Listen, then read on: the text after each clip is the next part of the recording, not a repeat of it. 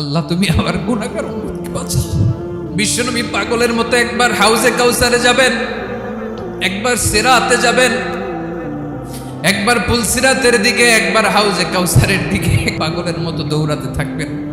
তার কোনো গুনাহগার উম্মত যাতে জাহান্নামে ঢুকে না যায়, সেদিন কেউ সুপারিশ করতে পারবে না বিশ্বনবী ছাড়া। কিয়ামতের ময়দানে ওই বিভীষিকাময় সময়ে মুসিবতের কালে মানুষগুলো পাগল হয়ে বিশ্বনবীকে খুঁজতে আরম্ভ করবে। সবাই মিলে বিশ্বনবীর কাছে যেয়ে বলবে, ইয়া রাহমাতাল লিল আলামিন, ইয়া খাতামান নবীন, রাহমাতাল লিল আলামিন। দেখেন আমাদের কি অবস্থা, কি কঠিন বিপদে আমরা আছি, দাঁড়াতে পারি না, সূর্যের আলোতে ঘেমে হয়রান। আজকে কেউ সুপারিশ করতে পারবে না। সব নবীরা অপারগতা স্বীকার করেছে, তারা বলেছে আপনি ছাড়া কেউ নাকি আল্লাহর সামনে দাঁড়াতে পারবেন না, আপনি একটু সুপারিশ করেন। বিশ্বনবী বলবেন, আসো আসো, আজকের দিনে আমি ছাড়া আল্লাহর সামনে কেউ দাঁড়াতে পারবে না।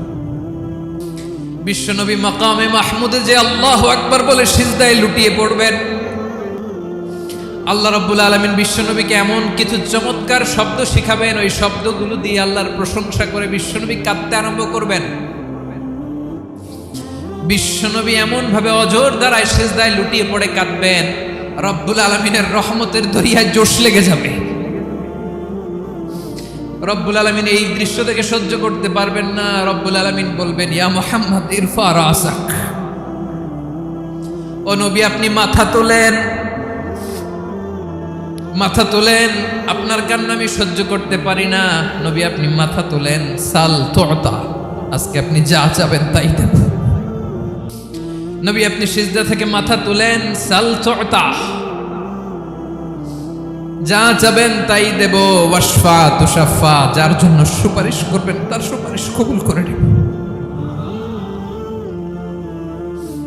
বিশ্বনবী এবার মাথা তুলবেন।